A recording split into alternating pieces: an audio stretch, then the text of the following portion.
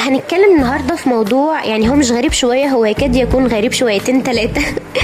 احنا طول عمرنا بنتخيل ان الحروب قامت بسبب ايه؟ بسبب صراع مثلا على ارض، سلطه، حكم. انما النهارده احنا بنتكلم عن اغرب 3 حروب في التاريخ، اغرب حروب حصلت في التاريخ، هناخد منهم 3. يعني تخيل حرب قامت بسبب دلو ميه او خنزير مثلا. ده اللي احنا هنعرفه النهارده. اول حرب هنتكلم عنها كانت حرب الدلو سنة 1325 ميلاديا. ايوه يا جماعة، الحرب كانت بسبب دلو، مش بسبب قصر ولا ارض ولا اي صراع من دول. دلو خشب عادي جدا. القصة بدأت سنة 1325 ميلاديا، كانت بين مدينتين في ايطاليا. المدينتين دول اسمهم مودينا وبولونيا. اللي حصل ان جندي من مودينا دخل مدينة بولونيا وسرق الدلو الخشب من بير هناك. البولونيين يسكتوا؟ لا طبعا، اتنرفزوا، قالوا ازاي كده، دي اهانة لينا. وبدل ما يرجعوا الدلو او يتفاهموا او اي حاجه، لان هو دلو مش مستاهل ان هم يقوموا بحرب، لا هم قاموا بحرب كامله استمرت يوم. هي استمرت يوم، بس كانت حرب دمويه جدا، مات فيها حوالي 2000 شخص. انتوا متخيلين؟ كل ده بسبب دلو. ومدينة مودينا هي اللي كسبت الحرب في الآخر. ومش بس كده، المفاجأة ان هم احتفظوا بالدلو كغنيمة حرب، ولسه محطوط عندهم في متحف لحد لحظتنا دي دلوقتي حالا. حرفيا ده يعتبر أغلى دلو في العالم. ودي كده أول قصة أغرب حرب قامت في التاريخ.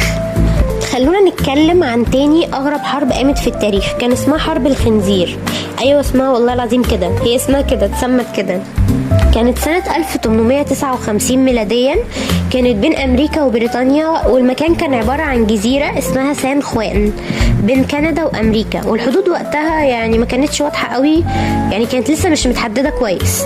في يوم بقى اللي حصل، خنزير تابع لمزارع بريطاني دخل مزرعة أمريكي، واحد أمريكي. اللي حصل، كل منها البطاطس. راح الامريكي اتعصب وطلع بندقيته وضرب الخنزير بالنار. فالمزارع البريطاني قال له انت قتلت خنزيري؟ رد الامريكي قال له كان بياكل البطاطس بتاعتي. من هنا بقى كانت بداية الحرب، والدنيا ولعت، وجيوش امريكا وبريطانيا بدأوا يتحركوا ناحية الجزيرة. يعني متخيلين ان خنزير واحد كان هيشعل حرب بين دولتين عظمى زي دول؟ ومش بس كده، كان هيسبب توتر دبلوماسي ضخم جدا. لكن الحمد لله في الاخر القضاء عقلوا وقالوا استنوا، احنا هنتخانق عشان خنزير؟ فقعدوا حلوها سلمي وبهدوء وبالتفاوض، واتفقوا بعد مفاوضات طويلة جدا ان هم هيرسموا الحدود سلميا. فالموضوع خلص الحمد لله واتلم من غير ولا طلقة، بس اتسمت بقى في التاريخ ان هي حرب الخنزير. بعد ما اتكلمنا عن اغرب حربين في التاريخ، خلينا نتكلم عن الحرب الثالثة اللي كانت اغرب واغرب. دي كانت اقصر حرب في التاريخ، هو ده اسمها، اقصر حرب في التاريخ. كانت الحرب الانجليزية الزنجبارية، كانت 1896 ميلاديا بين بريطانيا وسلطنة زنجبار اللي هي دلوقتي تنزانيا. القصة بدأت لما سلطان زنجبار اتوفى، واللي مسك مكانه ما كانش عاجب بريطانيا. فبريطانيا قالت له اتنازل عن الحكم. فطبعا الراجل مرضاش، السلطان مرضاش، قال مش هتنازل. قامت بريطانيا ادته انذار لمدة ساعة، بس هو طنش، قال بتهوش عادي.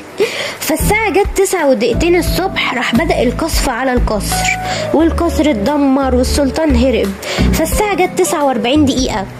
يعني متخيلين؟ حرب استمرت 38 دقيقة بالظبط. أول ما الساعة جت 49 دقيقة خلاص الحرب وقفت، السلطان كان هرب والقصر اتدمر وكل حاجة باظت. يعني الحرب استمرت زي ما قلنا 38 دقيقة بالظبط. تخيلوا أقل وقت في حرب، يعني احنا بناخد وقت أكتر من كده نفكر احنا هناكل ايه. فخلينا نقول ان بريطانيا هي اللي كسبت طبعا، ودخلت التاريخ ان هي صاحبة اقصر حرب في العالم.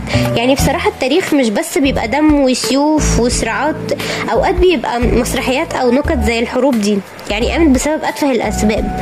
التاريخ فعلا بيضحك احيانا، بس بيدينا درس ان مش كل خلاف يستاهل الحرب. يعني حرفيا قديما الحروب كانت بتقوم بين الدول لاتفه الاسباب زي ما انتم شايفين. وبكده يا حبايبي نكون اتكلمنا عن اغرب 3 حروب قامت في التاريخ وعرفناهم وجمعنا معلومات بسيطة عنهم. خلينا نقول ان عموما التاريخ عمره ما كان ممل، احنا بس محتاجين نحكيه بطريقة مختلفة. لو حبيتوا حكاية النهاردة شاركوها مع اللي بيحبوا التاريخ زيكم، وما تنسوش تشتركوا في القناة عشان نكمل الرحلة سوا ونحكي قصص احلى واحلى. وسيبوا رأيكم في الكومنتات وقولولي تحبوا اتكلم عن ايه الحلقة الجاية، وهل تحبوا ان احنا نعمل جزء تاني من اغرب الحروب في التاريخ؟ يا جماعة لسه في اغرب واغرب، احنا كده حكينا 3 بس، ده لسه في حاجات لو سمعتوها هتموتوا من الضحك، فما تستغربوش. يعني اشوفكم على خير يا رب في الفيديو الجاي، واتمنى تكونوا استفدتوا اي معلومة. وما تنسوش تقولولي عايزين جزء تاني ولا لأ. عامة الجزء التاني هيبقى ممتع اكتر واكتر، لو حابين قولولي وانا اعمل لكم.